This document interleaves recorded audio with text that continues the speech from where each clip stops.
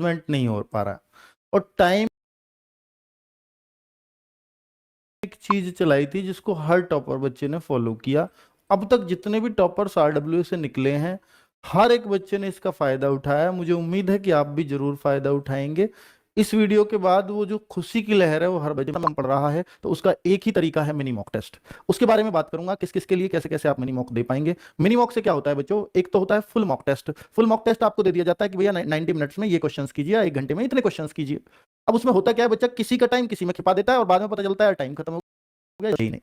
तो उस समस्या के पूर्णतः समाधान के लिए अगर कोई एक तरीका आरडब्ल्यू ने निकाला था तो वो मिनी मॉक टेस्ट निकाला था। और वो सब्जेक्ट वाइज हम लोग मॉक टेस्ट लेते हैं कि मैथ्स के 25 क्वेश्चन है, इसमें आपको 30 मिनट दे देने चाहिए और 30 से ज्यादा देने ही नहीं है। तो वो क्या है कि 30 पे खत्म ही हो जाएगा वो टाइम। तो वो मैं आपको चीजें समझाऊंगा। रीजनिंग में अगर आपके 25 क्वेश्चन है तो 25 मिनट से ज्यादा मत दे। तो ये आपका ये मैनेजमेंट आपके दिमाग में बैठ जाएगा कि भैया इसमें इतना ही टाइम देना है। तो फिर क्या होगा, अगर वो सब्जेक्ट अगर थोड़ा भी ज्यादा टाइम ले रहा है या कोई क्वेश्चन ज्यादा भी टाइम ले रहा है तो आपको तुरंत क्लिक कर जाता है कि ओहो ये तो ज्यादा टाइम लग रहा है, मुझे अगले क्वेश्चन पे जाना चाहिए, इसको भी छोड़ देता हूं। तो वो बहुत बड़ा अंतर हमें देखने को मिला और बच्चों को जो टाइम मैनेजमेंट की समस्या थी वो बिल्कुल। और आप पाएंगे खुद, अगर आपका समय मॉक में कम पड़ रहा हो तो ये मिनी मॉक वाला तरीका अपना लेना, हर एक बच्चे का समय कम पड़ना बंद हो जाएगा। मैं कह रहा हूं इसकी प्रैक्टिस मात्र 10 दिन कर लेना। अब से 10 दिन में आपको अंतर नजर आ जाएगा अपने अंदर।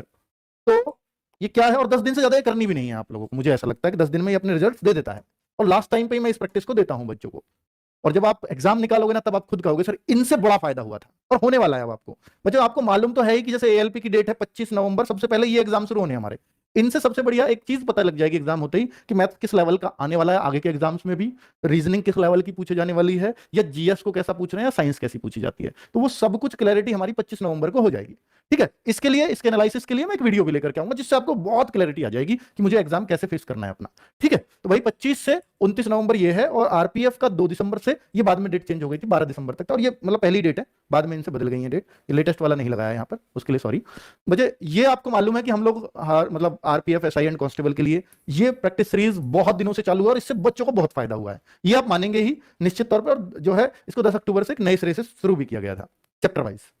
एक बच्चों वंदे भारत है जो रेल सीरीज के नाम से ही बड़ी फेमस हो रही है, कि इसको अगर हम देखें तो भाई ये हर सब्जेक्ट के मेन 10 टॉपिक्स हमने उठाए हैं। और जैसे हमने देखा रेलवे में सबसे ज्यादा ज्योग्राफी से 10 टॉपिक ढूंढ लो जहां से क्वेश्चन निश्चित आता है, तो हर संडे में वो एक टॉपिक कवर होता है ज्योग्राफी का।